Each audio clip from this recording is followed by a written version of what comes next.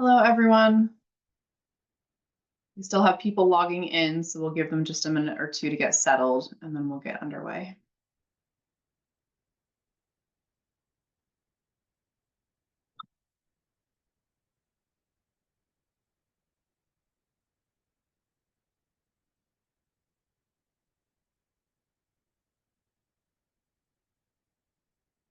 All right, welcome, everyone.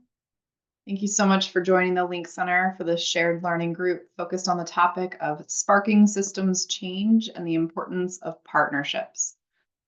I'm going to go over a few housekeeping items while we get started. The session is being recorded, and the recording and the transcript will be made available on our website. We welcome you to revisit the content yourself and share it with others. Attendees cannot see the names of other attendees, and all attendees are muted. Please use the chat function in Zoom to communicate with other attendees and hosts during the webinar. You can use chat by clicking on chat at the bottom of your screen. And be aware that your name will appear in the chat if you make a comment. And if you need to, you can change your display name by clicking on those three little dots next to your name and selecting Rename. We will have representatives from the Link Center watching the chat and responding throughout the session today. If you'd like to submit a question or a comment privately to the host and panelists, you can do that by clicking on the Q&A function at the bottom of your screen. We do have live captioning and ASL interpreters present today. We will be spotlighting the active speaker and the ASL interpreter throughout the webinar. If you click on View on your Zoom screen, you can change the way you see the panelists. And if you're having any trouble with your view, please let us know in the Q&A and we will try to help. At this time, I'm going to hand the floor over to Dr. Stacy Nonamaker, who will start today's presentation. Stacy, the floor is yours. Thanks so much, Stephanie. Hello, everyone. As Stephanie said, my name is Stacy, and I am with the National Association of State DD Directors. We are one of the partners of the Link Center. The Link Center is funded by the Administration for Community Living, and we're hosting today's shared learning group, Sparking Systems Change, Importance of Partnerships. By way of a visual description, I am a white, middle-aged female with wavy, blondish, brownish hair. I'm wearing glasses, I'm wearing a black cardigan, and I'm in front of a white background today. So hopefully a lot of you know what the Link Center is or have visited our website, and if not, what's in front of you, you can use your phone and click on that QR code, or there's the link to our website. Stephanie put the link into the chat, but we keep encouraging people to check us out and check back often, because we do update the website with resources and information really to support the work of the Link Center, which is to increase mental health access for people with disabilities. So that's just a brief introduction to who I am, to what the Link Center is. So I know some of you have already started, which is great, but encourage all of you who can and want to introduce yourself. Please do that in the chat. Say who you are. You can name any affiliations you may have, or organizations or places that you're a member of, and then perhaps your state. So I'm joining today from Lancaster, Pennsylvania, and it is a beautiful, wonderful afternoon here in Pennsylvania. Okay, so I don't know how many of you have joined our shared learning groups before, but what they are is they are quarterly gatherings. So we do 4 meetings per quarter. We've already done 3 of those 4 meetings. This is our last one. We've done ones for direct support professionals, one for clinical professionals, one for families earlier today, and now today this particular gathering is for people with lived experience. And while the topic is the same for all four of these presentations, and much of the material is the same, the presentation or some of the talking points may be a little different for each audience. And the presentation really is developed by and a collaboration of the Link Center partners, a bunch of whom you will meet today. And these are people with lived experience, they're researchers, and they're people who work on policy issues. As Stephanie said, we're going to record and transcribe today's meeting. And transcribing means that we're writing down all the words that people say in the meeting. So that will be available after the meeting, along with all the other materials that we share. And we encourage you to share anything that we put in the chat, anything that we share afterwards related to the shared learning group. Please share with others that you think would find this information useful. So in our time together today, we have an hour and a half. We will share what we're doing at the Link Center related to systems change.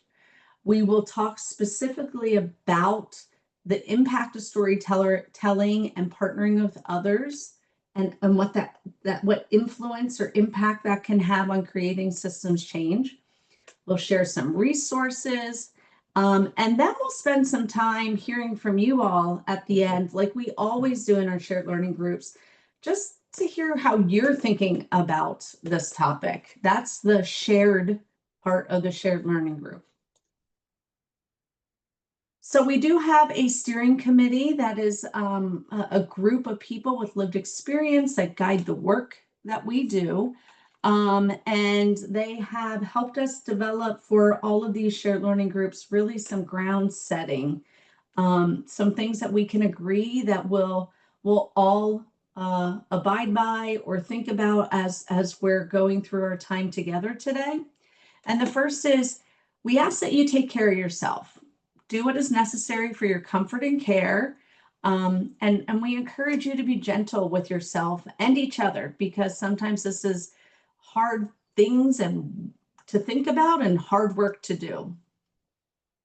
We celebrate that we are all individuals from different backgrounds. We celebrate that we have shared experiences to learn from. And we know that we are each unique with our own experiences in this world. And finally, because we ask that you share your experiences throughout our time together today, we listen and share with open minds and kindness. We do not judge or blame others for what they share. So just a little bit more about the Link Center is that we have quite a few partners, like I said, and they're all in that graphic on your page. And in relationship to our topic today, which is sparking systems change and how we do that with others, we feel like our Link Center partnership is a really good example of this. And there's some things that we've done that I want to share with you all to really set the stage as examples of some systems change.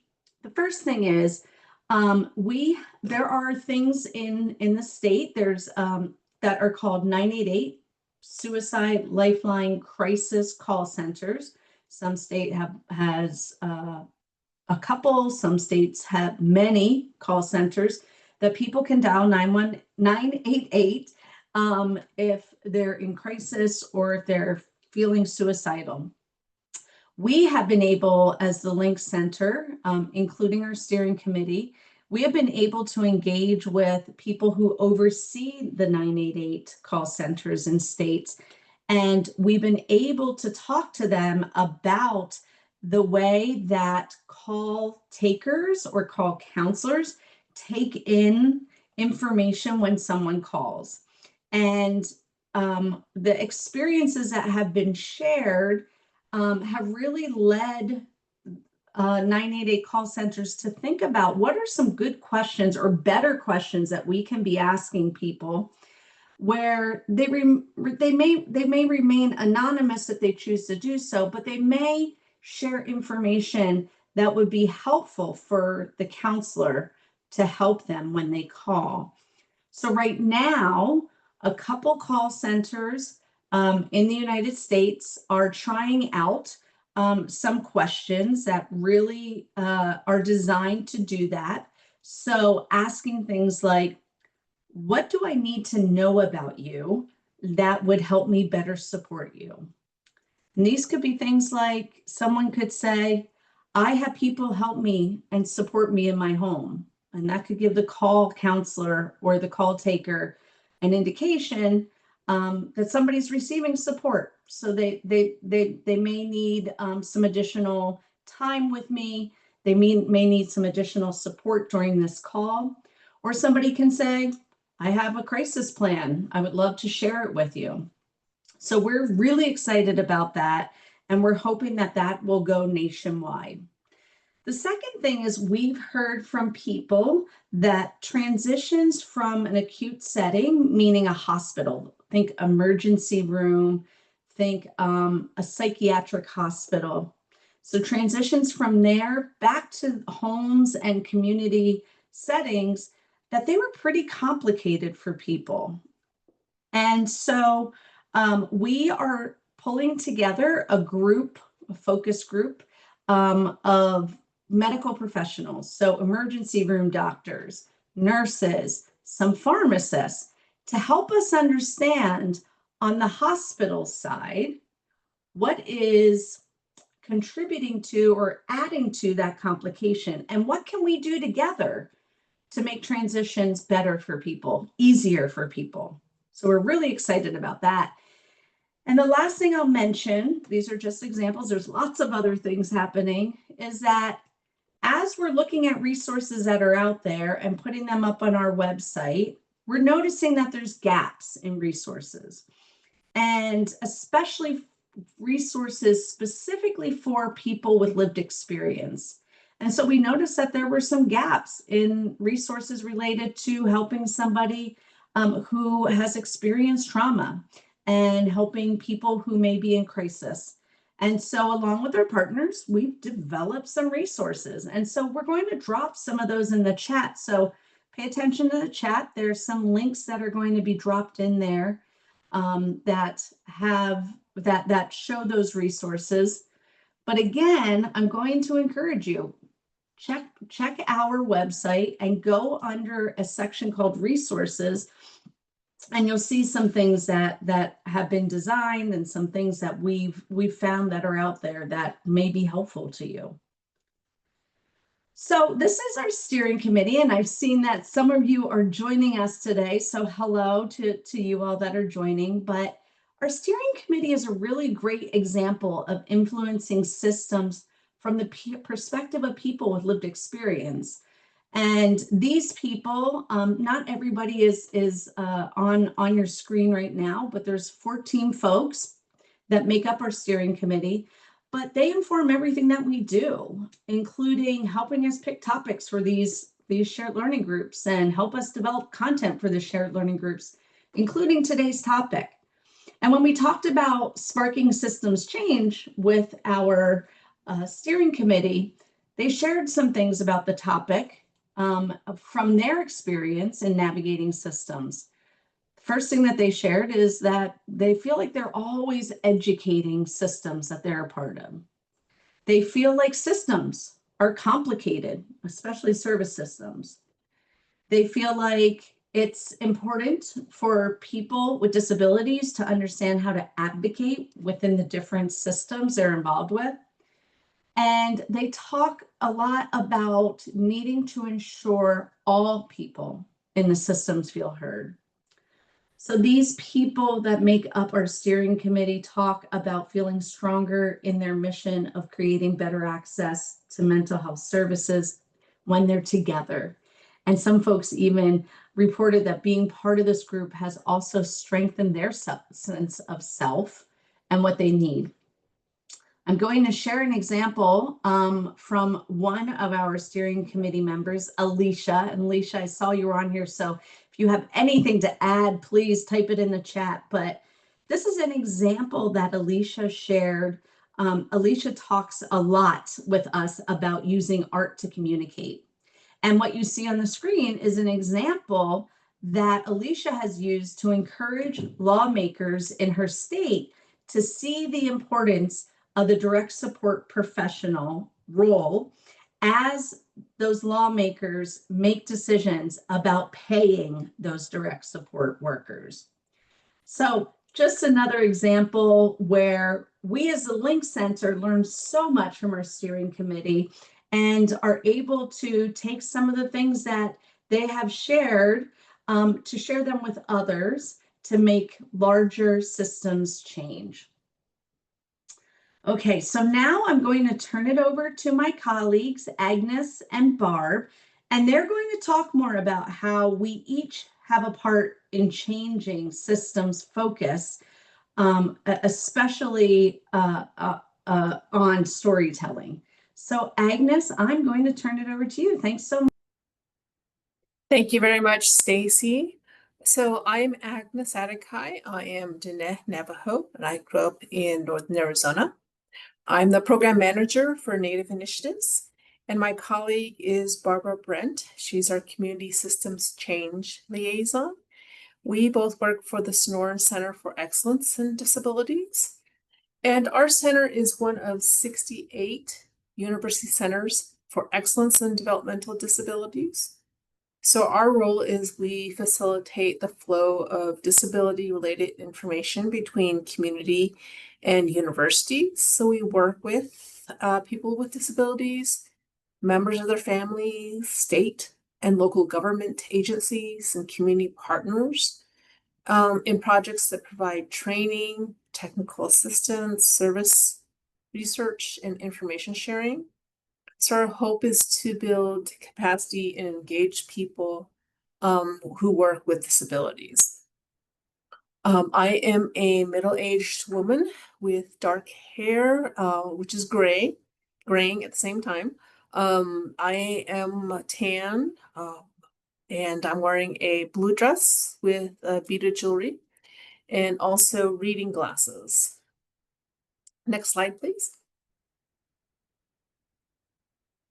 So here on the screen, we have an image of a red and black woven cloth basket with a lot of cloth dolls with scarves on their head. And this is an image that talks about storytelling.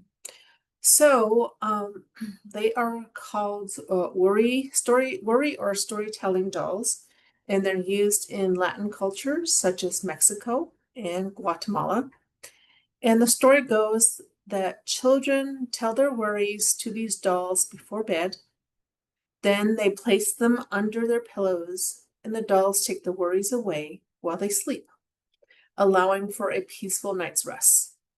The dolls may also be used as a tool for storytelling by weaving ideas, situations, and people into a story.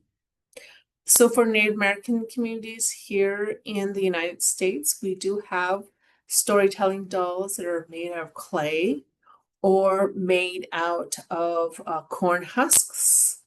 And again, they are used in the same way to pass down cultural narratives, myths, and teachings from one generation to another.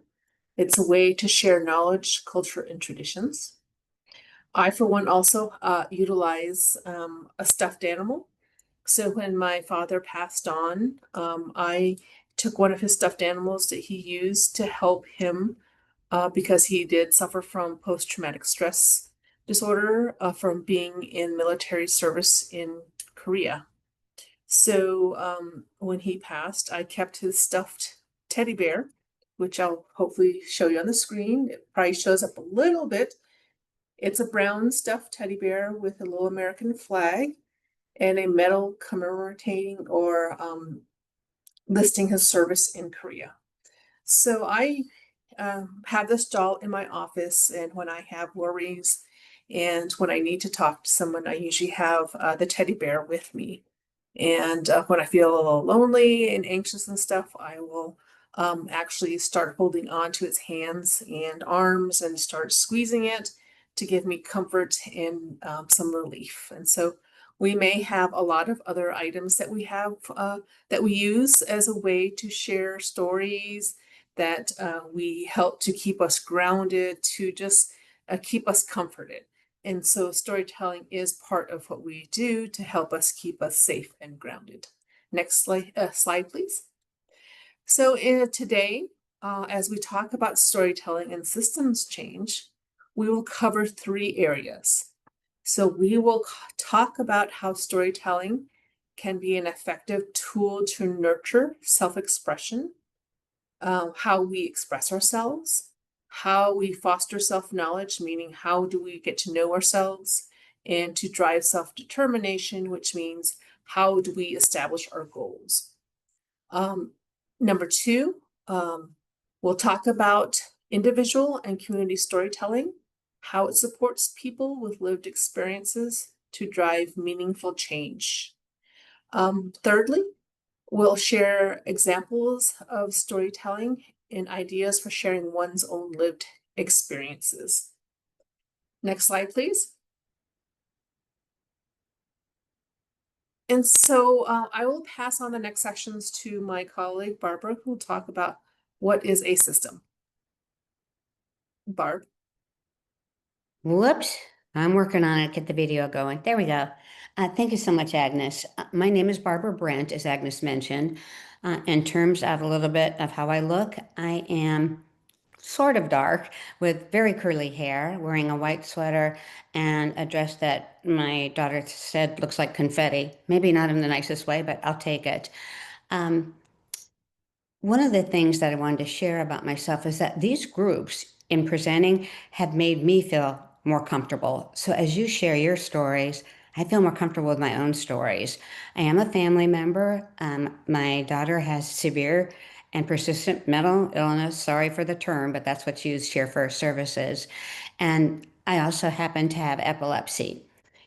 Finally, as Agnes held up her doll and discussion of her daughter, I feel comfortable with this group, saying that I'm half Latino and did not know it until after my father died. That would be a story I'd love to hear, but it's not accessible to me. So thank you for helping me express myself. I'm learning a lot, and more than I'm learning, more than I'm giving. So what's a system? I love to give the definition that's in Webster's because it probably sounds like something you hear all the time. So it describes a system as a thing. It says it's a thing where people get together and they do something. So there's a lot of things, and this is Webster's. I can send you the quote, but boy, no wonder we sometimes get confused in navigating services and supports. I think for most of us, when we think about the system, it's this picture of the state or maybe the feds, or if you're with a provider agency, maybe it's the provider. But the system is this thing with funding, rules, and regulations. Obviously, for you being people with lived experience and our family members, others that are working in the system, they can feel pretty unapproachable, overwhelming, and certainly confusing. As we think about people with co-occurring support needs, that's 2 systems to navigate. They use different words, different acronyms, and sometimes they don't talk to each other. So it can be confusing and intimidating, and we think stories can perhaps help. Next slide, please.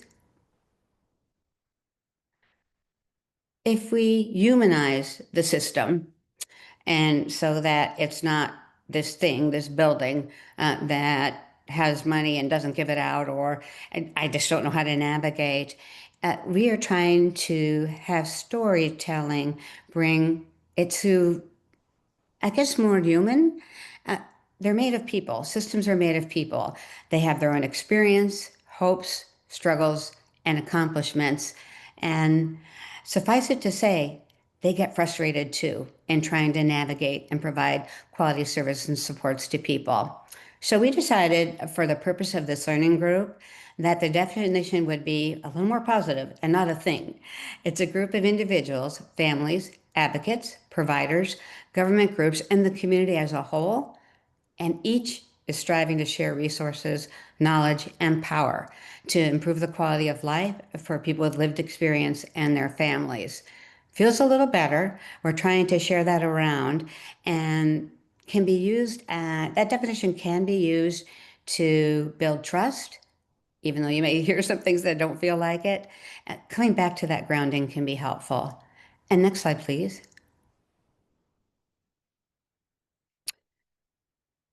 Depending where you are in the definition of the system, we sometimes feel helpless that I can't make this go any faster. I can't find a provider any faster. I have no idea what behavioral health is talking about because I already took an assessment. Why can't they use the one for disabilities?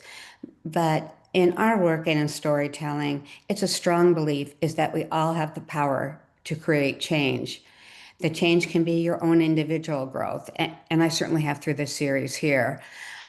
The growth can also be changing other people and supporting them on their own journey, be they people with lived experiences, family members, providers, or those that are in the, lack of a better word, system. We've seen some successes that have really made a difference, and they're not everywhere, but they're promising practices. Providing peer support is a big deal. One of the things that is being reviewed is peer-to-peer networks have generally been for people with mental health support needs and less funded for people with developmental disabilities, with a few exceptions. Sometimes when a state's funding self-determination or self-advocacy, they can weave that in there, but there's a little less of it. People can join a committee or come together in groups or individually to give their ideas and their stories. And one thing I want to stress is, and I know you've all been there, ask to be part of a committee, focus group, or steering committee. You're invited, but you're not really included as a member from the ground up. And you may not get materials beforehand. You may not really be at the table, and it doesn't feel like an equal partner.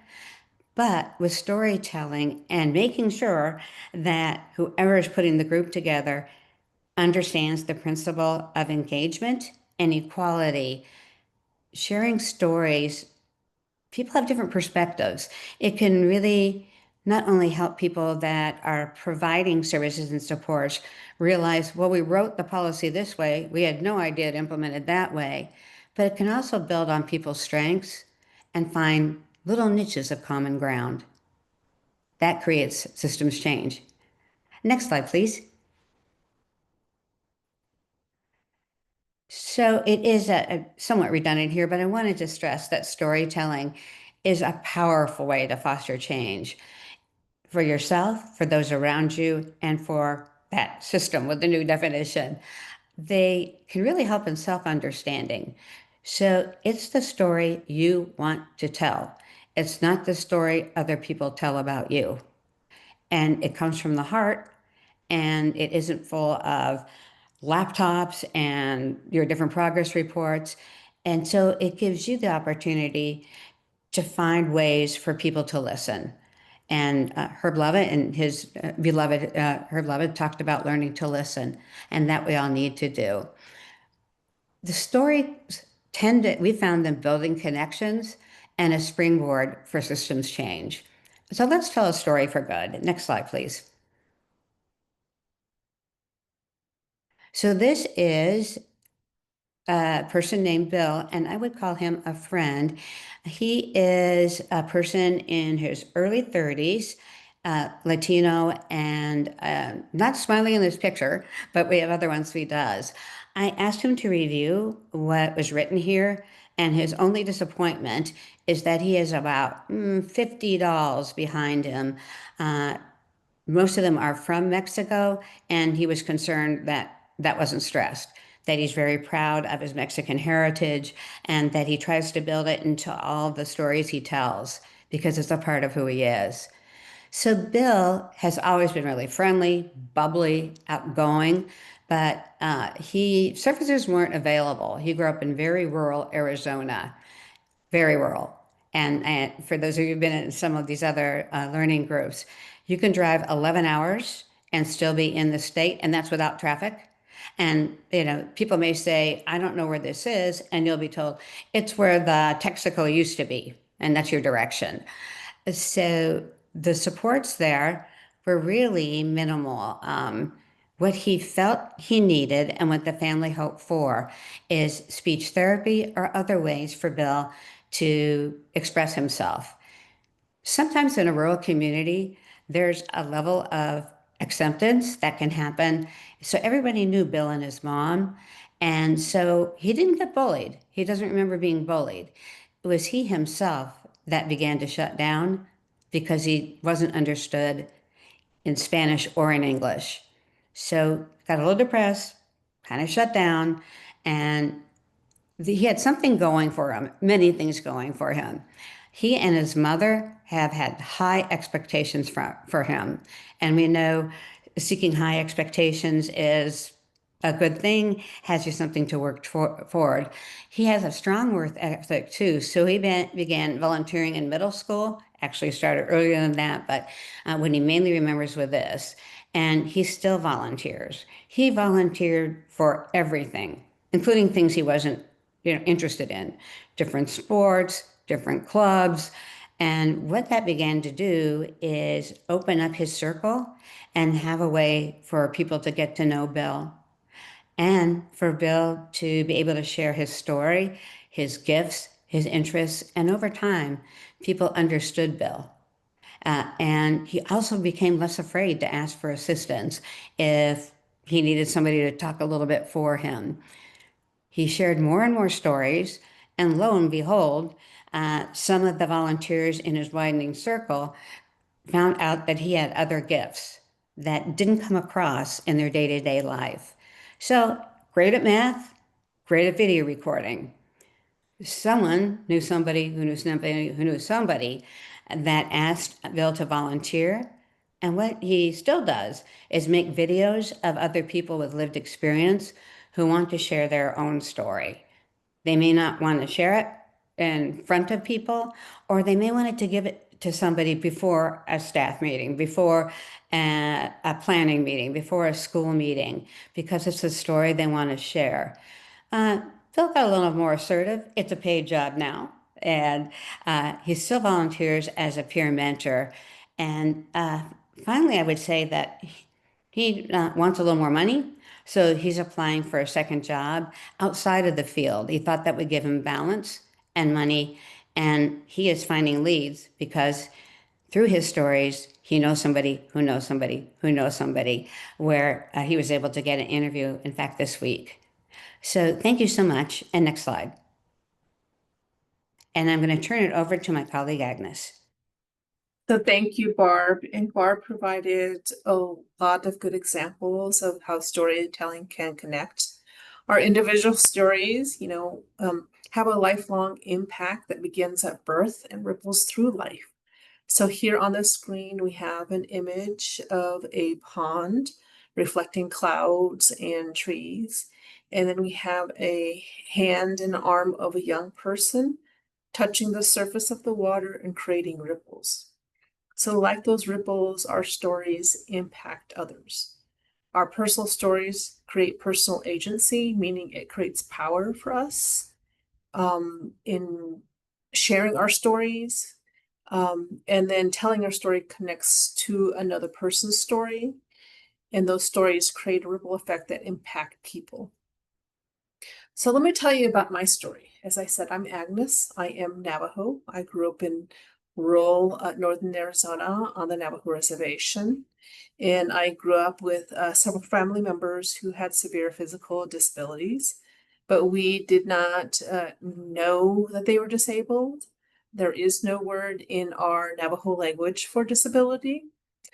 We respected them because they had gifts and abilities that were different than others.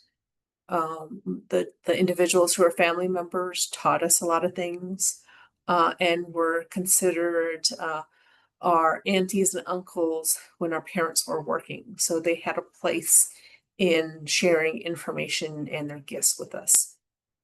Now, as I said, I'm an older woman. I'm actually a person with a visual and cognitive disability. I had a primary brain tumor when I was in my early 20s. And I had treatment, but the after effects of the treatment caused some slight cognitive challenges. I suffer from a vertigo, some anxiety and balance issues. And in terms of cognitive, I do still have some memory challenges and sometimes have challenges speaking at times, especially when I get really super tired. And I use a lot of tools to help me when I'm working here. Some visual accommodations on my screens, and many times I don't direct. You'll see me sometimes I'm not directly looking at the screen to give my eyes a break.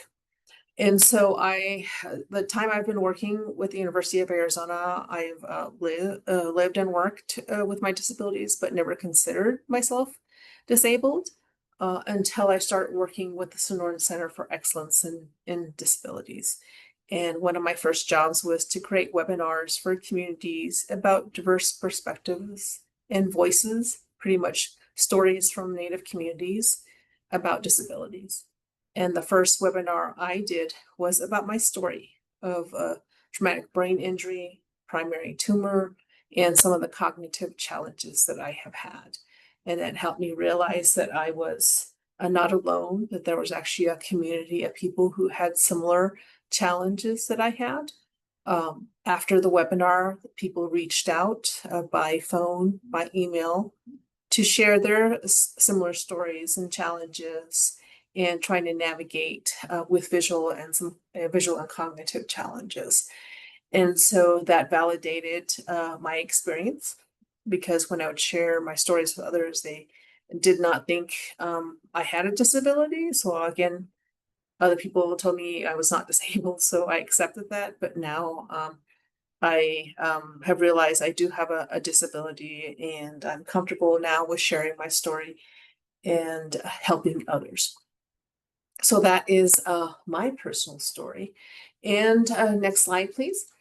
And so again, stories can be used for personal support and advocacy, as Barb shared examples of how individuals with lived experiences can find support. I myself found my support community, which is not my family, but other people who help support me along the way. And then Stacy had shared that it can also be used for advocacy, for one of the steering committee members developing the image and supporting a cause. So again, stories are really important. Stories are also important in planning purposes. I see in the chat that some people have stated that many times there are some accessibility and accommodation issues in terms of being on committees and on groups. And it's really important to, if you are on a committee group, to speak up and say that materials need to be accessible and to provide it to folks, because we need to be able to share some, to provide our perspective and share our stories. So I sit on two committees. One is on a research project for Native women with disabilities and cancer screening.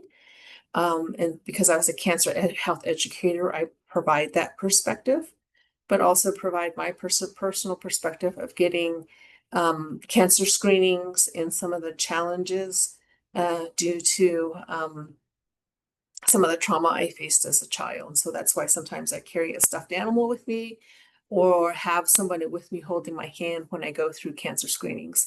And so I provide those experiences for the research project.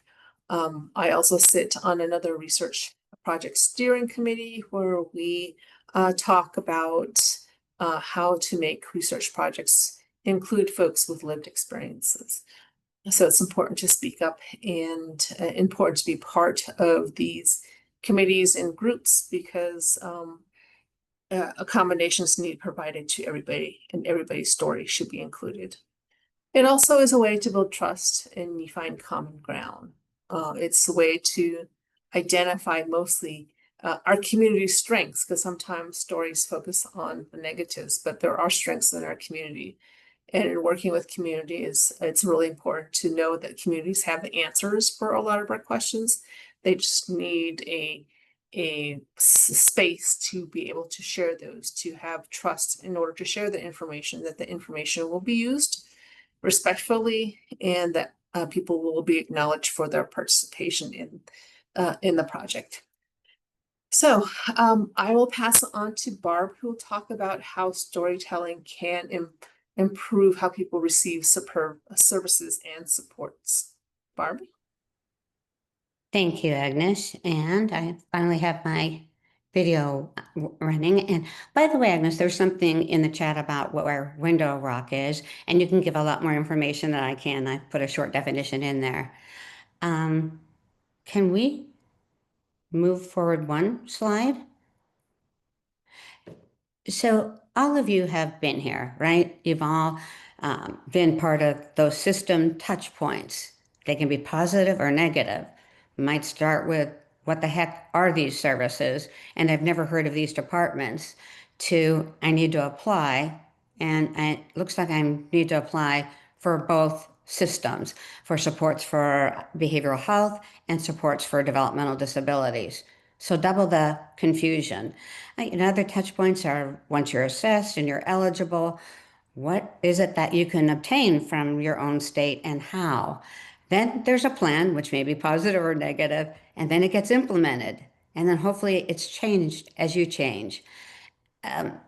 In order to increase the likelihood to make it positive, we have seen success when states have held focus groups in which people with lived experience and families share the stories, both positive and negative, about different touch points. I'm imagining some of you have attended today are able to share many stories of things that did not go as long, and also as well, and also positive ones, a spark of change, a spark of positivity that can be built on. When state agencies and sometimes counties do some of this touch point work, listen to stories, they listen in a different way, or we hope that they do. You can write a form, you can write what happened to you, can file a complaint, and please do, as one of your rights, if that's something to do. But it takes some of the edge off it, and for people within a system to learn a little more about what a day in the life could be. Thank you. Next slide.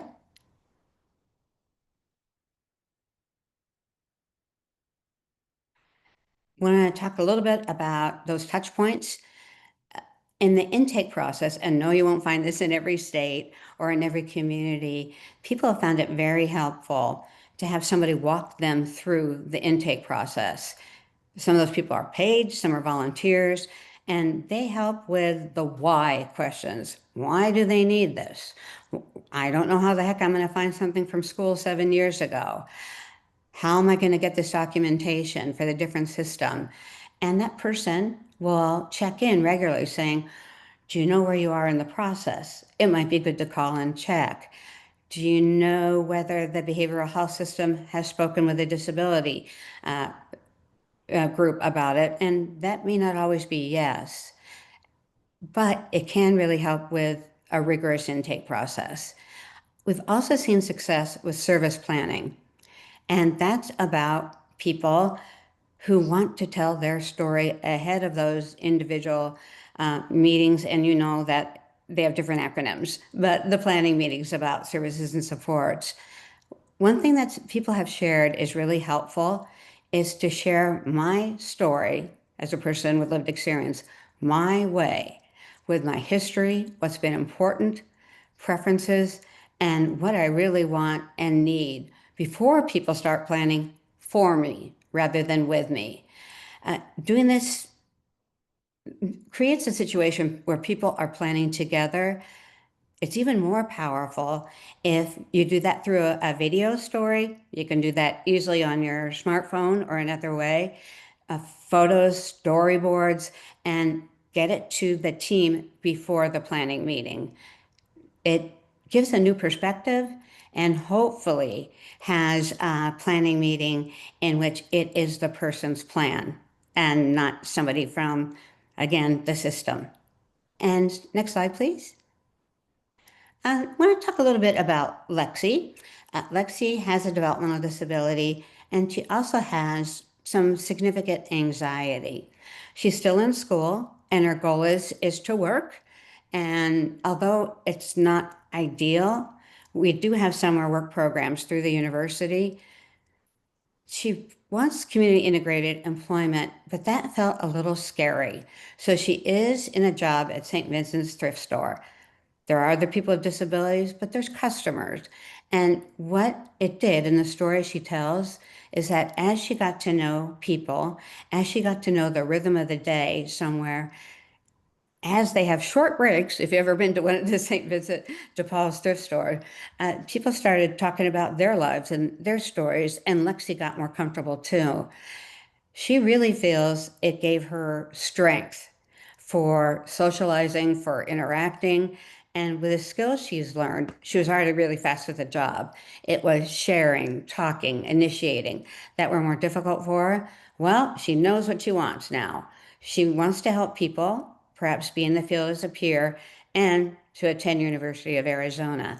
So her stories helped navigate what could have been a very shy and lonely experience into something that built connections. So thank you. And next slide. A couple more things about how people can receive services and supports in a better way through storytelling. So implementing services. So you've got those touch points. You made it through intake. You understand some of the acronyms. You know some of the services that are available. That you actually have a plan that reflects a lot of what you wanted. Maybe not everything, but it's in there. And then implementation happens. And having a person with lived experience share stories of what went well and not is another place of power.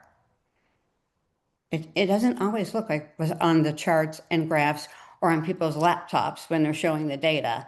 It's what made a difference for you and the story you choose to share. Somebody, it's not me, a person with lived experience talked about reaching new heights. And as they got more confident in storytelling, they began expressing themselves for new opportunities. None of us want to do the same thing forever. And it was another way to touch the dream, touch the goal. Again, people will then go back to their laptops and look about, well, is this person ready or not? But it has people look through your own eyes. You'll continue, we've seen people continue to build their self-confidence, desire to learn more, and be assertive about that they like their plan to change. We've seen some good things. I mentioned some of them. Our focus groups, when an issue's been identified.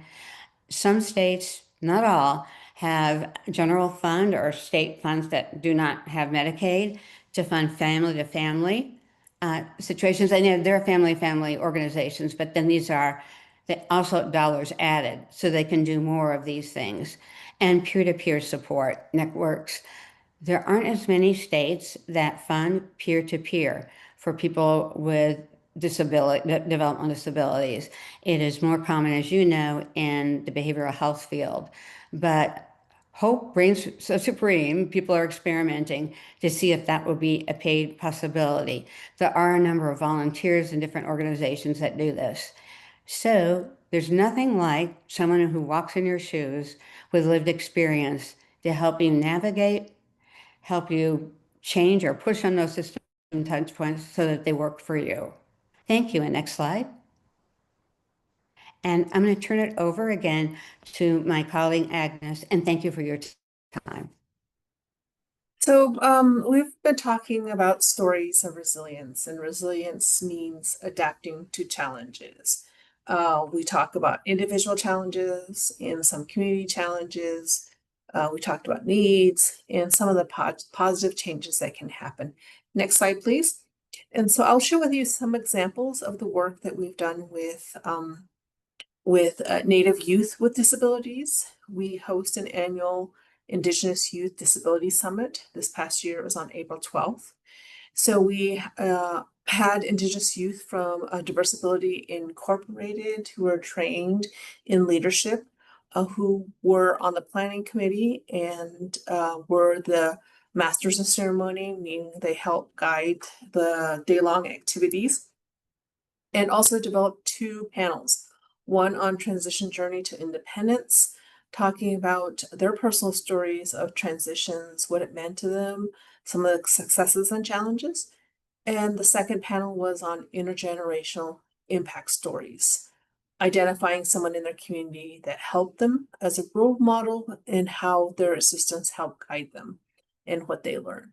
So just like the ripples we talked about in our title for this, how it leads to change. Each of their stories is like a unique drop of water, and each drop creates a unique ripple, and the ripple join and make waves. And this panel and the summit itself was really well respected by clinicians and service providers who attended, who learned about the perspectives of Native youth with disabilities in terms of transition services. The next slide, please. And so we do have, and we know that stories matter because stories are universal. Stories help us understand our place in the world. Stories help us learn how to act wisely. Stories help shape our perspective of the world. Stories help us understand other people and their perspectives, and stories pass down knowledge and morals. Next slide, please. And also, storytelling creates community. So, you know, in our work at the Sonoran Center, we work alongside people with lived experiences, several staff members and a community, and we also have a community advisory board.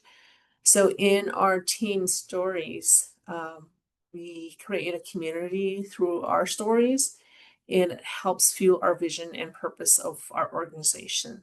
And it helps also guide us in terms of raising funds for some of the programs we do for advocacy and partnerships.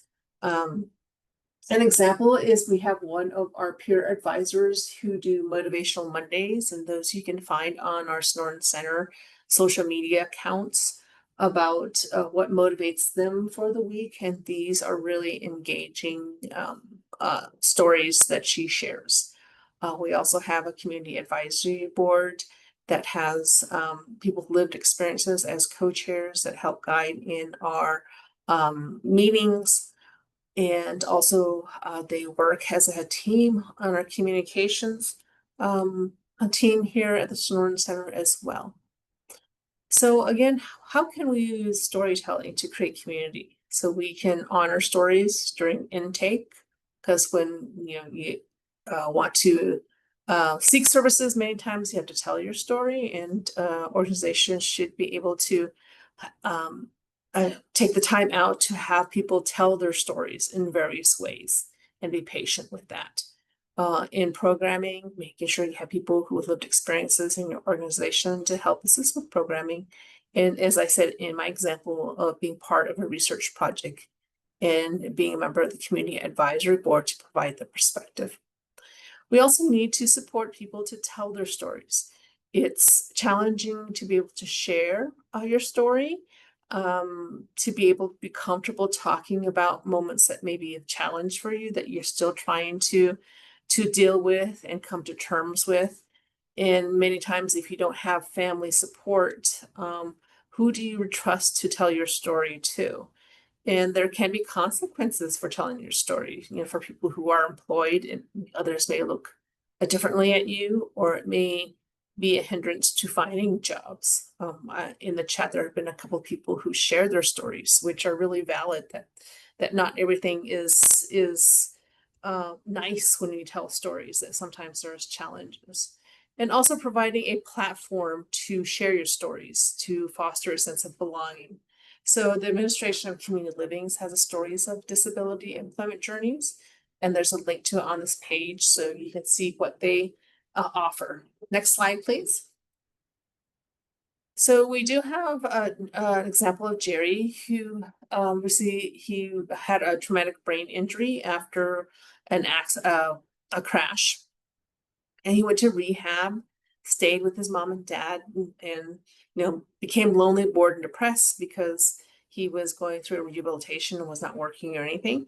He was doing counseling, but for those of us who've gone through counseling, many times if there are no tools to help us move forward to take action, we get tired of just talking. We need action. So he went to this counselor's office one day, saw some flyers for a peer-to-peer support group. He joined, listened to his peer stories, and started sharing his own. And he became comfortable and confident in sharing, and they found that he had skilled in sharing his speaking of his stories, that he went to Washington, D.C. to take part in a National Traumatic Brain Injury Conference. And that was a turning point for him to see that he can help others and how others can help him. So that is one story of how a person has found a way to help themselves. Next slide, please. And another is storytelling can be used as a tool for change. Here is my colleague and friend, Alicia Manuel, who is a CNN Hero nominee. She is a woman who advocates for Native foster youth. And in a story that was provided to her, the title of the story was Manuel's Journey from Prospective Parent to Becoming Auntie to Hundreds of Foster Children. Started with a tiny baby, a borrowed car seat, and a onesie. So that was a tagline that hooks people into this particular story. And she tells her story about being a foster mom and how the stories of Native youth whose stories are not told creates data that documents the number of people who with challenges of a system. And this is her example of using storytelling as a tool for change. Next slide, please. We also see that in order to create stories, it's really important to decide why you want to create story, who is your audience, and it's important to listen, allowing people to share their stories. Many times they're long, lengthy, many times they're short. It's also important to be patient because people may be uncomfortable sharing their story, maybe the first time. And in helping a person, you can provide examples of stories from your own experiences, or learn how others have created their stories, and making sure that there's a platform for folks to share their stories so people can hear it, view it, share it. And stories can be written. There are journals, poems, and workbooks that are out there that help. So these are 3 things on the screen here, 3 pictures of workbooks that were created by the Sonoran Center to help people to find out what their interests are as a planning guide for future wishes. And so those are ways that we can document people's stories. Next slide, please. There's also another example about positive parenting. We do have a Francine's story on our Sonoran Center website, but also on our video link here that talks about individuals with a disability and their decision-making, healthcare, and support to become pregnant and become a parent of a child. So that's another story that can be shared. And then finally, next slide, we can talk about digital storytelling. And so in the work that I did with our College of Public Health at the University of Arizona, I help guide people to develop their stories. So next slide, please. So in that, I help people to write their stories, to be comfortable sharing it, reading it out loud, recording it, bringing in videos and photos, putting it together in free software, such as if you have a phone, iPhone, you can use iMovie. Android's very similar. You have free software where you can record your voice and add in videos. On laptops, you can do the same thing. And so our role was really to be the supporters, the producers that help the authors to develop their content. And so storytelling is led and owned by people. Next slide, please. And so the last slide I want to share with you is resources, how you can create your stories. So if you are on social media, Facebook, Instagram, TikTok, there's ways that you can create stories. If you use print material, you can use Canva, which is a free online graphic design tool with templates that you can modify. You can record your story on StoryCorps. They do have a disability visibility project, an online community dedicated to creating, sharing, and amplifying disability media and culture. Last slide, please. And so what we're going to do is I want to thank you for taking the time to listen to Barb and I about storytelling, about how it can create ripples and changes to individuals, to communities, and as maybe systems change as a way to share people's concerns. We're going to transition into a group exercise. And so I will hand it off to my colleagues, Max and Wendy, who will be facilitating the group exercise. Thank you. All right. Thank you very much for that. So I'm Max Barrows. Before we get into things, I just want to introduce myself for anyone who doesn't know me. I'm Max. I am Outreach Director for Green Mountain Self Advocates. I glad to be doing this exercise with you all. I am a person on the autism spectrum, or in other words, autistic. For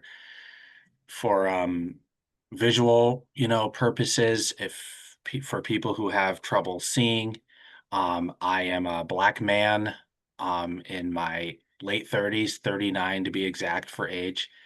I am wearing a white collared dress shirt with very thin light blue stripes and a black tie, and I just have the background, a white background with like the Link Center title and logo on it. Before I move on and introduce to all of us to the exercise, I would like to hand it to just Wendy to introduce herself real quick. Go ahead. Thank you, Max. Hello, everybody. Wendy Morris. I work for the National Association of State Mental Health Program Directors, or NASHPD. I'm an older white woman with long gray hair, which I'm wearing down. I have on glasses and a light green sleeveless shirt, and I have the same background as Max. It's white and has the Link Center logo. So nice to be here. So what we're going to do is we're going to read you a scenario. In other words, a situation. After I am done reading the situation, it will be your job to come up with solutions to the situation. You will see it up on the screen what I'm reading, along with the question that I will be asking you all. And whatever you come up with for answers, put it in chat, but also feel free to put yourself off mute and just say it out loud. We will welcome. And I want to just say that once we move on, once we're done, I also understand that some people may have answers probably at last second that I will try to get to. And the way I say it is just like things popping into mind. It's kind of like when you are making popcorn with a popcorn machine, and after you unplug the popcorn machine, there's those leftover kernels that finally pop, and you try to catch them into the bowl. So I understand if people have last second answers to how to solve this situation I'm going to read to you once we move on. And I will try and catch as many of them as I possibly can, because I know some people still think in the process while we move on. So bear with me when I say this, and we will do our best. Alrighty, so here we go with the situation.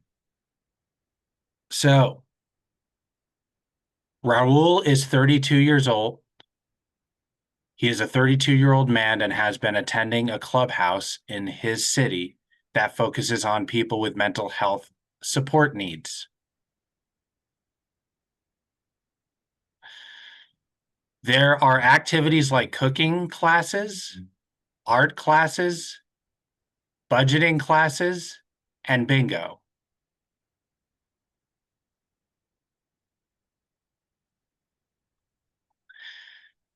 Raul very much likes to go to the clubhouse for something to do and to be around other people when his family is at work or doing their own thing.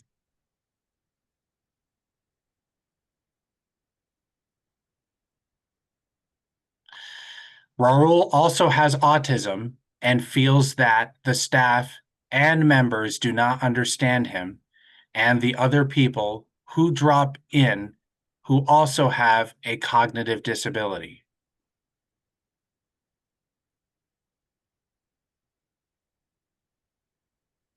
For example, he gets overstimulated easily, especially when there are a lot of people at the clubhouse and it becomes noisy.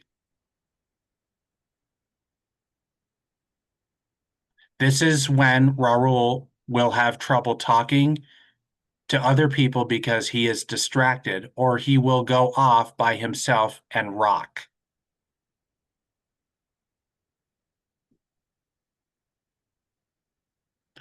He is usually a social guy and engaged in the activities, so others seem confused by this.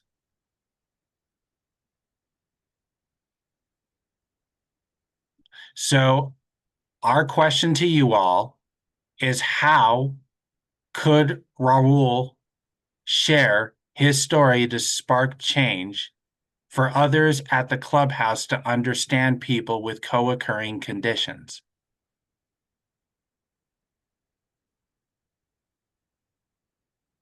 And who else could Raul partner with to spark change?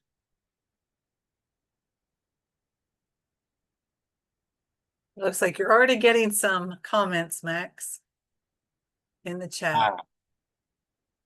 Alrighty, so it looks like, hold on just a second. I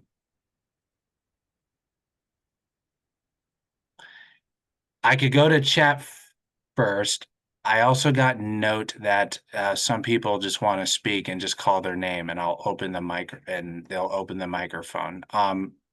So let me do this. Let me go to chat first and then switch. So it seems like first, Cragen Barnes says Raul could share his story on Facebook. Sarvesh Chandran says Raul could share why he rocks.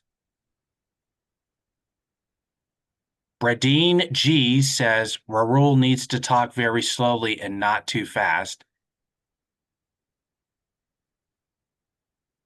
Josie Torres says in chat, too bad they're only people with wording. There should be pictures as is inviting in an accommodation for people nervous or anxious or who can read and write. And there were just a couple, Max, before that, just kind of caught higher up that I could read. From Shannon says, Raul should talk very clearly and slowly, and he should calm down to avoid distractions between his friends at the clubhouse. And then that might, I think you got the rest of them. I think we had one of, yeah. And then we had another person talk about he could share why he rocks. So I think that was the only one we missed. All right. Thank you for that. Uh-huh. Elizabeth says, maybe they need to dampen the sound, put fabric on the walls. Cassie Camacho says Raul should talk clearly and slow so people can understand what he is saying and take calming exercises, etc. David Fry says maybe he could go into another room where it's quiet and he could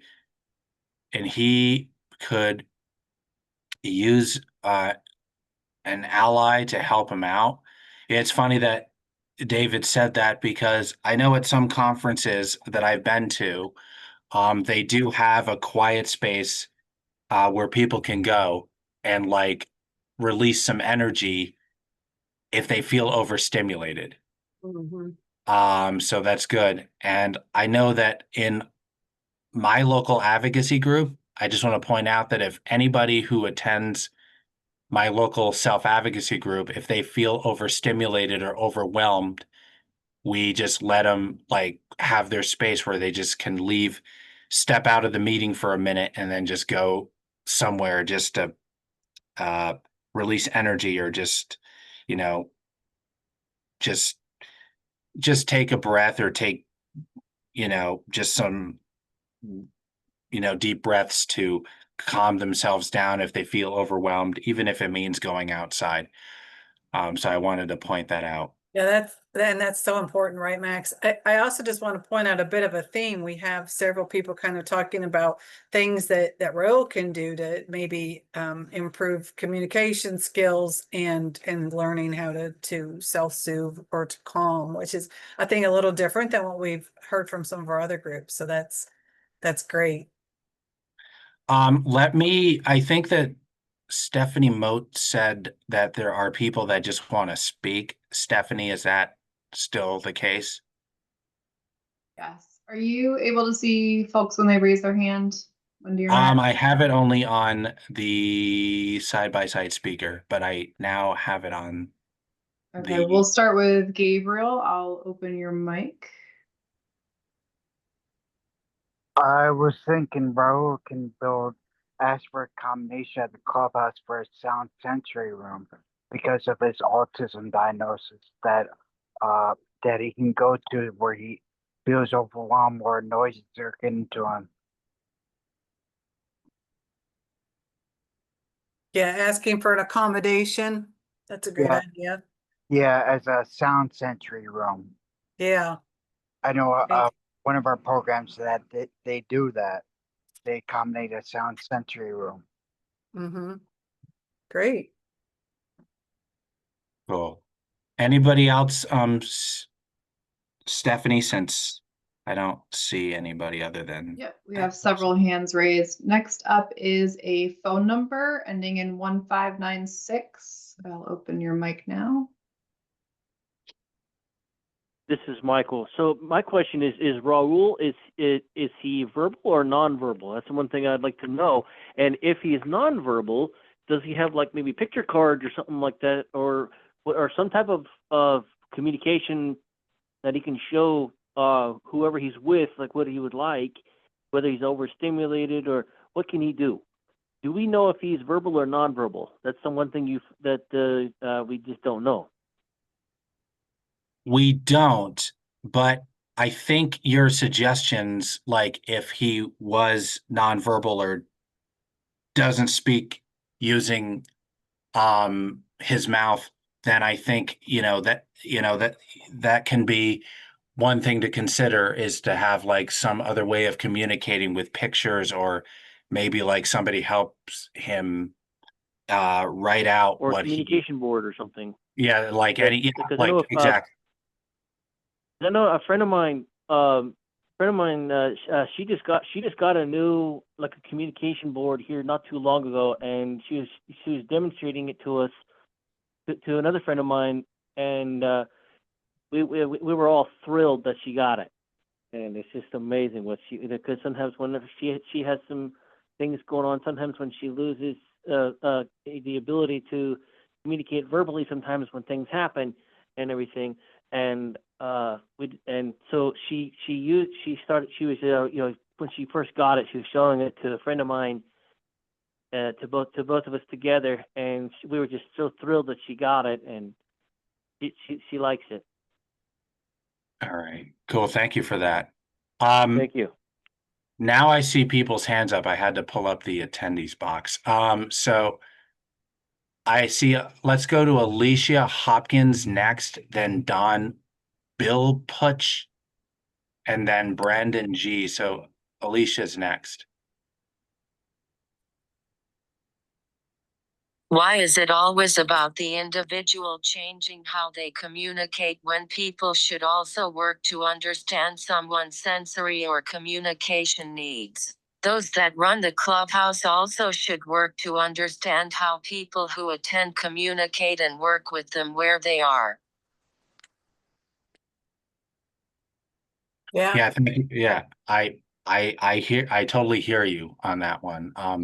This is why, it's good to share your thoughts and ideas on how Raul can be accommodated. So If absolutely. the well is to only be concerned about the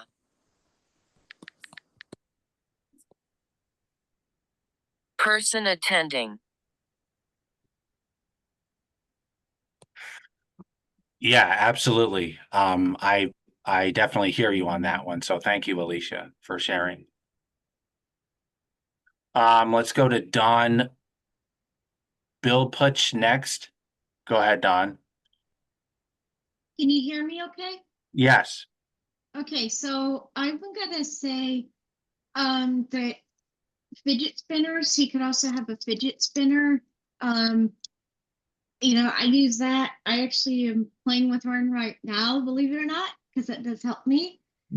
Maybe and then also I say noise canceling headphones, more specifically the kind that they use on the on the shooting range.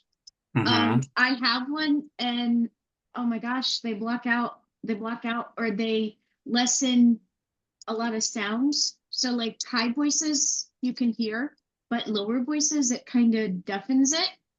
And then the other side, um, tagging the clubhouse in a Facebook post about it, and also getting, if there's people that he knows that faces similar challenges and they either drop in or that come in regularly like he does or any type of thing like that, maybe they can get together and ask for a sensory room, or they could maybe get together and partner with the clubhouse people and put one together and do something kind of cool like that. That might be cool, thinking outside the box.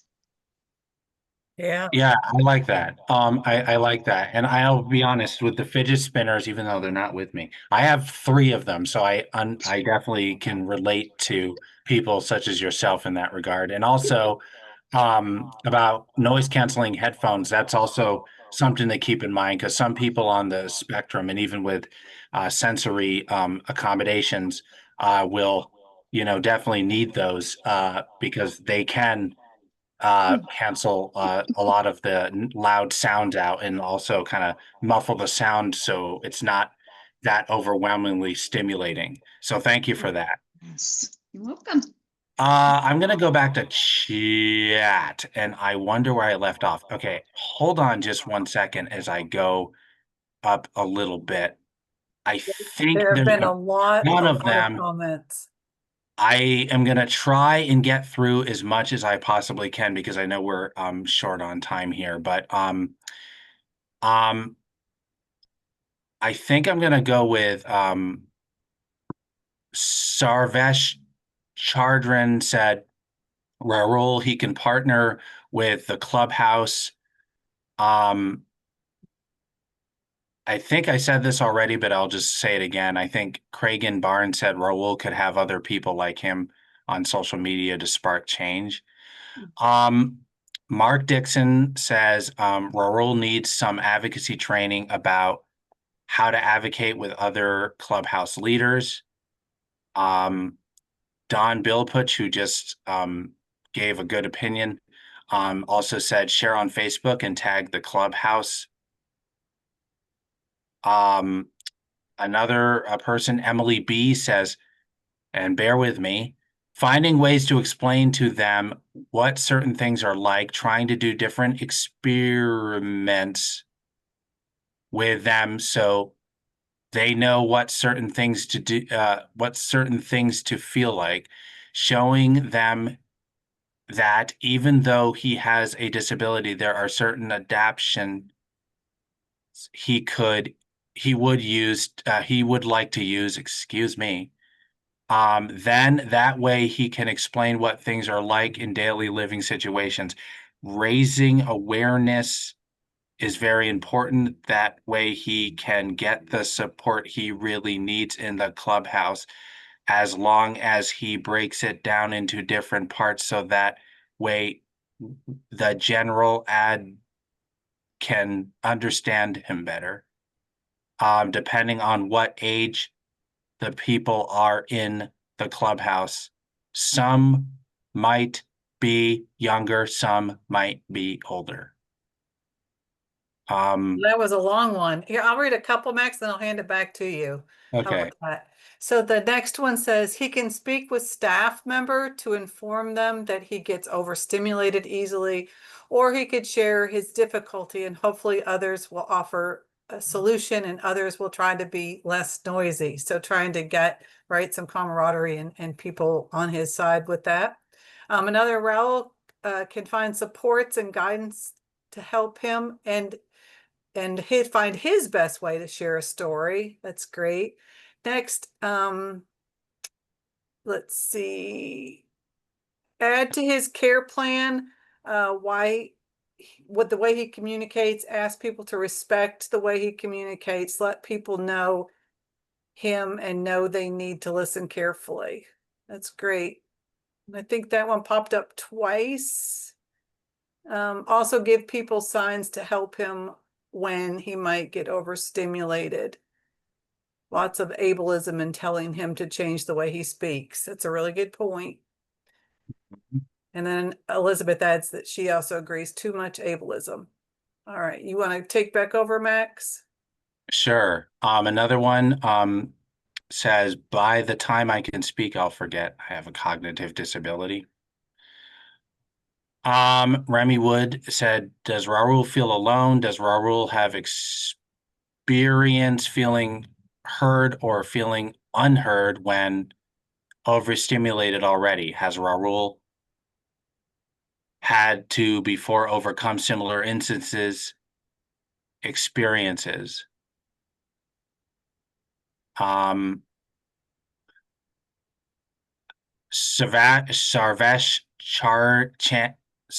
Chandran says, an augmentative communication device is good. I use an augmentative communication device. Alicia Hockman says, Sarah, this is a safe place to use AAC, just to let you know. Well, thank you for reassuring them. Emily B, sometimes adding different activities can help show people with autism what autism is like. Also, finding ways by using headphones and sensory items can help. That way everyone will know what it is like for those with autism. My goodness. How about using squeeze balls to help with the overstimulation? That's Keegan Barnes. Shannon Rivas says Raul should consult with the clubhouse officer to help him solve his disability issue in regards to serious noises during get-togethers. And I think you got through all of them, Max. That was that was a good run. I think I got a text. We have our 1 minute warning, so we've got a time for a few more kernels to pop, but not a lot. So please do let us know or put additional comments in. there was one in the chat asking from Josie, who can I email? Oh, yeah, it was answered. Okay. Yeah. There you go. That was great. This is the most interactive bunch we've had. Yes. So thank you all so much. So much great shared learning. Absolutely. Thank you so much, everybody. This was, very good thoughts. And thank you for bearing with me to try and get as many of the great suggestions and opinions from people. And I think, Wendy, on that note, I'm going to turn it over to Becky to close us out. So Becky, the Fantastic. floor is yours. Thank you so much. Thank you so much, Max and Wendy. I agree. That was really a dynamic discussion. My name is Becky Wolfkiel, and I am the Executive Director of the National Association of State Head Injury Administrators, a proud Link Center partner. I am a middle-aged white woman with brown hair pulled back in a ponytail and a black top on today. So just a couple of notes to close us out and to make sure that you have the information that you need to continue to engage with the Link Center, and hopefully you'll join us again for another shared learning group. We are hoping that you can help us inform the content that we provide. So if you could take a moment and put in the chat some of the resources or websites, any trainings that you have found very helpful, that you feel that we could learn from, we would really appreciate that information and feedback, and we will use that to help inform our ongoing activities. I also want to let you know while you're doing that, the PowerPoint presentation from today will be placed in the chat. Earlier, I believe we mentioned that it would be placed online, but we found out after that we would not be able to do that. So we are going to put it in the chat. Please go ahead and grab it, and we'll make sure that you have a copy of it if you'd like the slides from today. These are the upcoming shared learning groups. You can see the ones that we've already had. Recordings of those can be found on the website. And our next shared learning group will be in October on the importance of relationships. So we hope that you'll join us for that as well. Next slide, please. Here is the link and the QR code to the website. Please check it out. We have all of the recordings from these shared learning groups, as well as other videos and resources that we hope that will be helpful for you. You can pop up the website using that QR code, and also the link will be placed in the chat for you. Next slide. And here is that QR code. Oh, I'm sorry. And we also are hoping that you can take a survey and give us some feedback about today's session. I promise you we will read it and take that feedback into consideration to ensure that the next shared learning group that we host hopefully will be just as engaging or even more so thanks to your feedback. So really appreciate you just taking a few minutes to help us out with that information. If you cannot read the QR code, I think we can probably get that to you in another way, perhaps through the chat. So that, yeah, I think we'll be able to get you the chat link in the chat. And just want to thank everyone for this really wonderful discussion. The Sonoran Center has been truly just so giving with their storytelling and the presentations that they shared the last 2 days. So really looking forward to continuing to learn from them, and I hope it was beneficial for you all. I want to thank the Link Center Steering Committee. They had a big hand in helping us shape this content, and we could not do this work without them. And also want to thank the Link Center partners. It's a wonderful collaboration and really dedicated to supporting people across the country. Next slide, please. So with that, here's some information for the Sonoran Center. If you'd like to follow up with them with any questions, phone number, email address, and web link as well.